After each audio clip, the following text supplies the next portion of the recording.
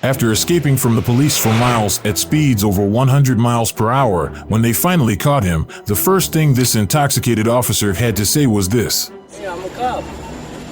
Why you acting like that? I'm a cop. The heavily intoxicated lieutenant simply couldn't accept the fact that he had made a mistake by driving. I don't want to see anything worse happen. Brian, out of this vehicle now. However, that's surpassed by the case of an ex-police officer who injured a disabled man without any reason. Let's start off with introducing you to James Hodges, a legally blind resident of Lake City who, on October 31st, 2022, was stopped, searched, harassed, and eventually arrested during a simple day walk in his city. Hi there. Hey. What's this in your back pocket? I just saw you walking it. The navigational aids. What's the problem? You a tyrant? Yeah, I am actually. What's your name and date of birth? I don't have to give that unless Yes, sir. I was investigating. You have reasonable. Do you want me to put you in handcuffs right now? Yes, sir, I do. What is your suspicion? It looks like you're carrying a gun in your back pocket. I'm stopping to make sure you're carrying it properly. You don't have you ensured that it's not a firearm? No, you keep turning so I can't see it. You don't have. This American veteran had a walking stick in his back pocket during his walk, officially assigned to him as a medical aid. Unfortunately, the policewoman who saw him perceived that navigational aid as a firearm. Law enforcement officers in the U.S., including those in Florida, adhere to the legal standard of reasonable suspicion during stop and frisk procedures. This requires them to have a justifiable suspicion of criminal activity to detain individuals. Upon clarification that the object in question was a medicinal aid, the officer's initial reasonable suspicion should have been dispelled. Am I detained? Yeah, you are. What's your name and date of birth? It does not matter. Yes, sir, it does. Do you have a crime? Would you like me Call to your put you in? supervisor, He's right please. here. All right. It seems Mr. Hodges understands this, hence his request for a supervisor. Prepare for the supervisor's response. I don't need the ID unless there's reasonable articulated suspicion that I have committed a crime and committing a crime or about to do a crime. Mr. Hodges is well aware of his rights in Florida, where individuals are only obligated by law to present their ID to police officers when stopped under suspicion of a crime. However, the worst is yet to come. Sir, and her suspicion was that you were armed, okay? And she's asking you for your ID. Well, now she has verified that I am not armed, okay? So there is no problem. You have your ID or not? I do have my ID, but you don't need it, okay? Okay?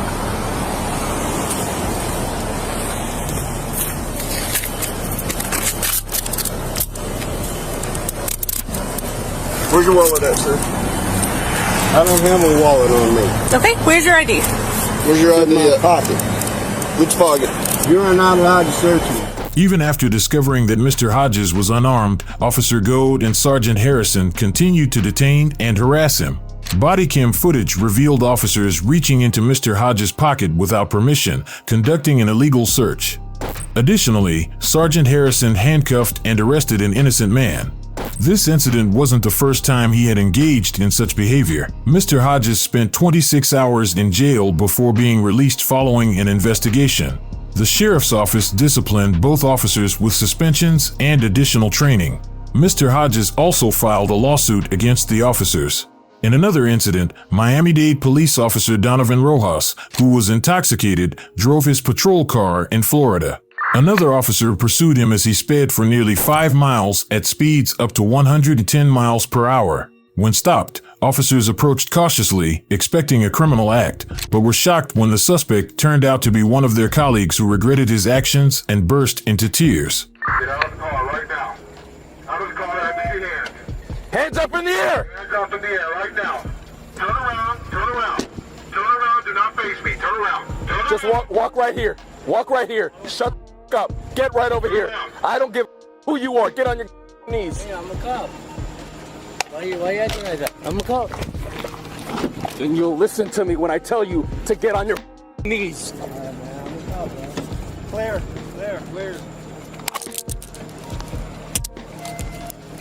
Who you work for? You used to work for Miami-Dade. Why you acting like that, man?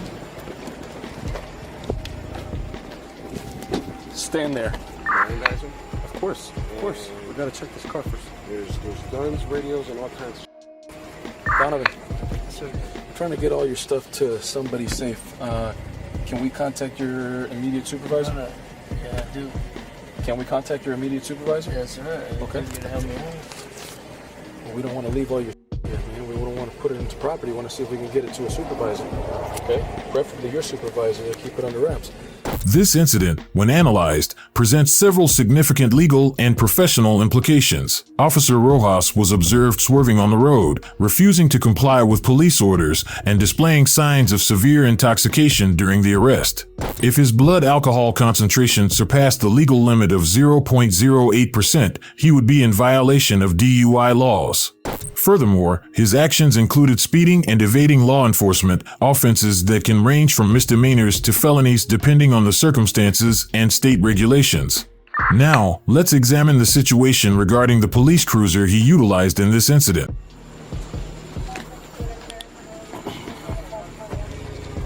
Holy.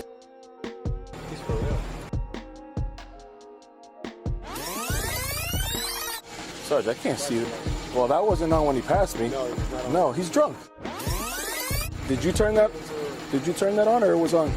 But the visor's up. Son of a. Before I ask you any questions, you must understand your rights. You have the right to remain silent. Anything you say can be used against you in court. You have the right to talk to a lawyer for advice before we ask you any questions. You have a right to have a lawyer with you during questioning. If you cannot afford a lawyer, one will be appointed for you before any questioning if you wish. If you decide to answer questions now without a lawyer present, you have the right to stop answering at any time. Do you understand each of these rights I've explained to you? I get it, brother. With these rights in mind, do you wish to talk to me now? No, sir. Okay. I feel you're impaired. Me? Yeah. No. Okay. Are you willing to perform field sobriety exercise to dispel my suspicion that you're impaired to drive? No, sir. No. Okay. Is this an agency vehicle? Yes, sir. This is his agency car. What's the tag go back to? I just asked him, have him run the tag. I just got here. Since he doesn't want to talk, he refuses field sobriety exercises. Oh, absolutely, he's f***ed up. Upon arrival at the police station, the now former Officer Rojas consistently asserted that he stopped as soon as he became aware of being followed by another police vehicle. Yeah, I pulled over as soon as I saw the lights. But 3 cop cars behind you. They literally lit you up right next to you. They lit you up next to you. And you still kept going at 111. Next over. to you. Next to you. And I pulled over, right? No, bro. No, you didn't pull over. You went for another 3 miles. And what's 3 miles later? Right there, right? Despite his reluctance to engage, he repeatedly muttered that he halted as quickly as possible and did not attempt to evade the officers. He declined to undergo a breathalyzer test. Following his actions, he faced charges of fleeing and eluding, as well as DUI. Rojas was then suspended without pay from the Miami-Dade Police Department. During questioning, he broke down upon realizing the end of his career, unable to hold back tears. Meet Clarence Gallard, a 58-year-old man from South Carolina. Hey, let me see your hands. Bert, get on the ground. Get on the ground. Get on the ground right here. Get on the ground. You, Bert, you sharp, get on the ground. Over here. On the ground. On the ground. Get on the ground. Do you not listen? Get on the ground. Get on the ground. What may not be immediately evident is that Mr. Gallard faced challenges in quickly lying down due to having metal rods and pins in his leg and hip. Regrettably, the officers thoughtlessly stepped on Mr. Gallard, causing him injury in the process.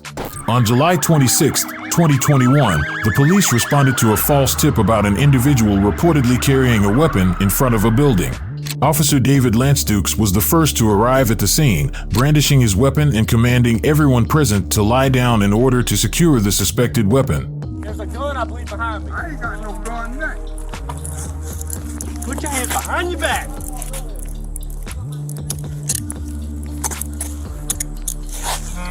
Is there a gun back there? Ain't no gun. By that truck. You're not listening, dude. You got a gun on you, man? No, I ain't got no gun. All right, I'm just I don't asking. own no gun. He had something. I ain't own no gun. The door's unlocked in the car, so. No, he's right here. Watch him. Go watch him. There it is. Alright, that's what he had. Yep. Listen. Yep, they slammed my head Listen. down on the cement. Yep. Go back inside. Go back in the house. Go back in the house. Ain't nobody talking to you. I got head trauma. Go back in the house. Yep. These actions speak clearly for themselves as Officer Dukes confronts the realization of his significant error. He was in front of the car when I came up. And he was walking like this. And I thought it was a gun at first. I said, drop the gun, drop the gun, drop the gun, drop the gun. I had him at gunpoint. And he's over here doing something like this. Slam my head. What he was doing is putting this up behind the tire. So he comes over right here. He got his hands in his pockets. Presenting his case to his superior, he asserts that he believed he spotted a weapon, prompting his directive for everyone to assume a prone position. He contends that Mr. Gallard failed to comply, a claim refuted by the fact that he responded promptly given his physical limitations. You know, that's the reasons I did what I did. You know what I'm saying? That's where I'm coming from. Because when he was behind the truck, I couldn't see what he was doing. And I didn't know where that went. If it was still in his pockets when he come around that car with his hands in his pockets. His dogs on camera. Yeah, my dog stick. Dog stick. So he can come out of cuffs? Yeah, take him out of handcuffs. In certain situations, an officer may instruct individuals to lie down as a precautionary measure to secure the area, particularly if there are suspicions of someone being armed. Nevertheless, inflicting physical harm on an individual without valid justification constitutes excessive force. Utilizing force without proper cause, especially force that can lead to harm or injury, infringes upon an individual's rights. Officer Dukes faces a challenging predicament but maintains his stance, even resorting to falsehoods when questioned for official information by a relative of the victim. To conclude, Officer Dukes was terminated and no longer serves as a police officer, while Mr. Gallard received $650,000 in compensation for the physical and emotional distress he endured. Now, let me introduce you to Lieutenant Brian Filipiak, or rather former lieutenant. On November 13, 2016, his fellow officers caught him behind the wheel while severely intoxicated. Numerous reports from citizens had alerted them to a pickup truck swerving on the road and nearly hitting other cars. The reason why I'm stopping you is we got multiple reckless driving calls about you.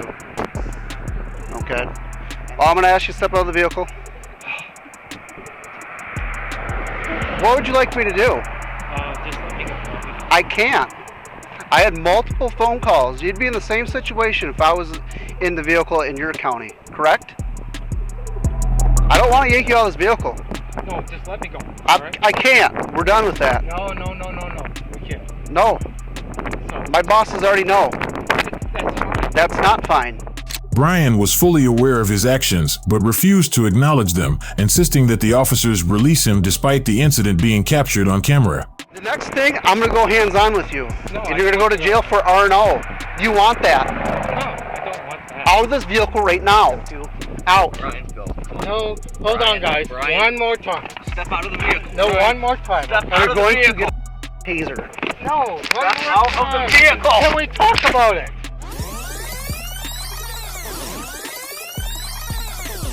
Taser right now if you don't get out. Out! Right now! Brian, are you going to do a field sobriety test? Yes or no? Just let me. No.